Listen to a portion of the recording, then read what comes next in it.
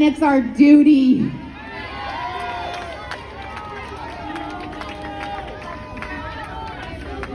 Okay, Kristen. All right.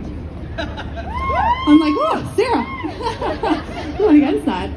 We're going after. So we're here. We're medical advocates. This is what we're taught to do. We're here to speak up, and that's what we're going to continue to do, to advocate for what is right. Because 1 year ago, we gathered for birthdays. We traveled freely. Wait till you hear about our travel experience yesterday. We sent our kids to school without hesitation. We entered stores, smiling at customers without fear or judgment. We grieved with family and friends at funerals, and laughed and celebrated with them at weddings. We visited friends when they had babies and enjoyed birthday parties for our kids and our friends. What has been taken away from us in such a short period of time is unimaginable. What we have allowed to be taken away is our responsibility to amend. If complying and being patient worked, we would have our freedom back already. When we were promised only 2 weeks to flatten the curve, as Canadians, so many believed it and gave it their trust. Because that is what Canadians do.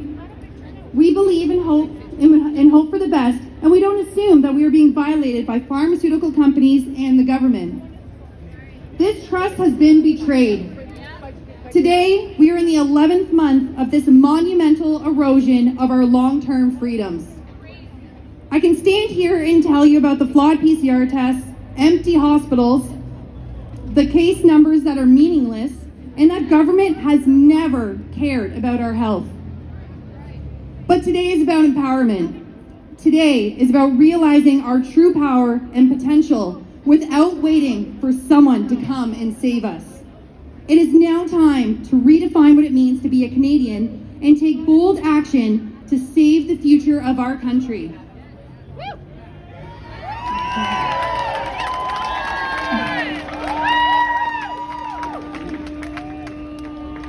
My name is Kristen, and I'm a nurse and a holistic nutritionist, but I am a mother first, and I cannot stand idly by while this abuse is happening to our country and our children, the next generation of Canadians. They are trying to silence our voices and the voices of our children. No mask, no voice. That is the message being taught to our children in schools. That literally came out in an email. No mask, no voice. They are told to eat their lunch in silence. No mask, no voice. No way. Dehumanization is starting at birth, as parents are told to wear masks during labor and when in contact with their own baby. Mothers are told to wash their skin prior to breastfeeding. What message does this send? We're dirty? Our own children can be harmed by our touch? When a baby is born, now they can only see their masked mother's face.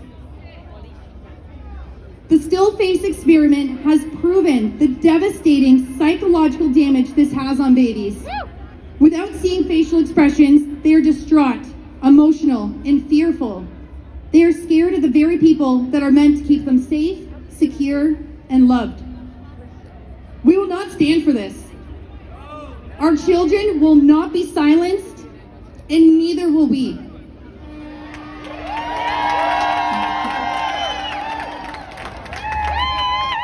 They can take our jobs, which they have, and they can try and take away our professional licenses, but they cannot take away the truth. And that is what unites us. That is what continues to give us strength to rise up and resist. We have lost connection with ourselves, each other, the divine, the universe, God. Even the masks we are told to wear stop the very essence that keep us alive and connected. Breath. We have been made into victims and disempowered.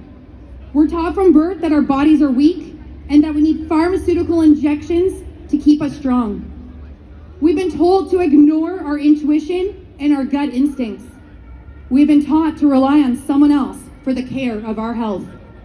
We've been taught to fear our own bodies, our neighbors, and even the air we breathe.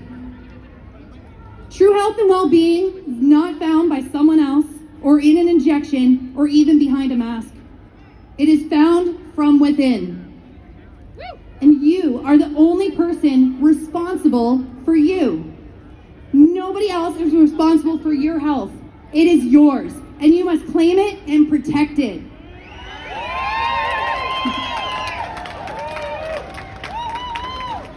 This is the tipping point. It only takes 25% of a committed few that can influence the many and sweep away social conventions. 25% minority is what is needed to change the status quo and succeed. We can do this. We can do this by being relentless, by committing to new behaviors, by repeatedly demonstrating that new behavior until others start to copy it. All governments get their authority from the people, and we have the power to be sovereign beings. Under our Canadian Charter of Rights and Freedoms, we do not need the government's permission. We need our own permission.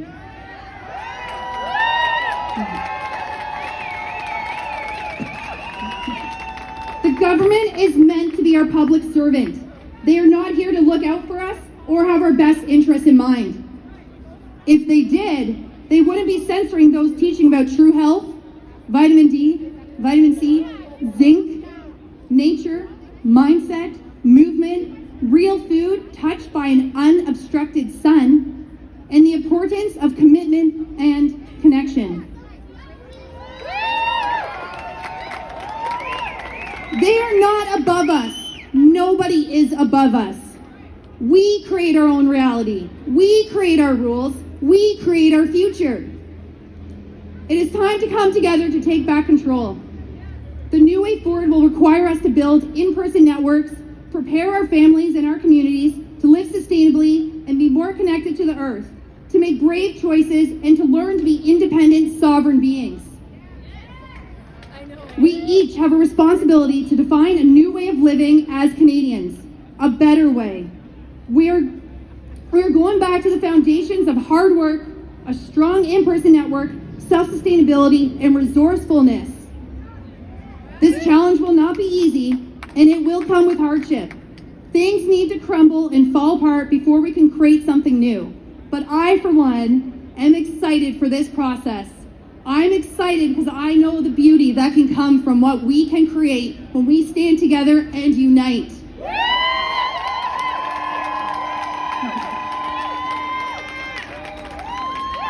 Never underestimate the significance of one person standing up for freedom and the ripple effects it has of your bravery.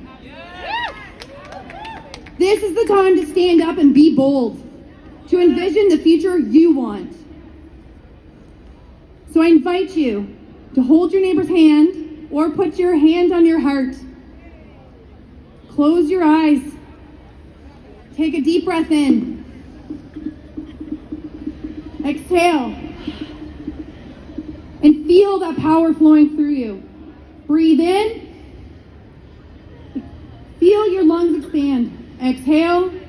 Feel it from your head to your toes. Breathe in right to your heart. Exhale. Envision the future you want. Who are you with? What are you doing? How do you feel? Breathe it in. Continue to feel this truth and power run through your veins in every part of your cells. Exhale. We are capable of anything we desire. We are strong and powerful divine beings. Breathe in one last time. Feel that. Hold it in. And exhale. Now open your eyes.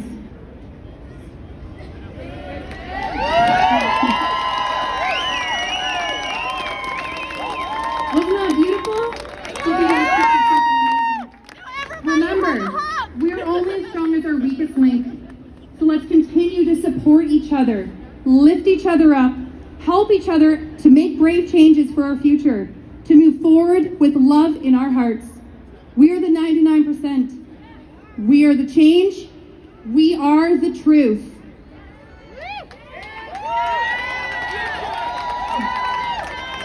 So build your community now. Find those like-minded connections and hold them tight. Find your people. Know that you are not alone. And let's unite our voices and let the world know we will not be silenced. We do not comply. We stand united and we stand firm. We are sovereign beings. We hold the supreme power of authority. We hold the right to control our bodies and our life. We will continue to rise higher. So let our voices be heard for the true north, strong and free.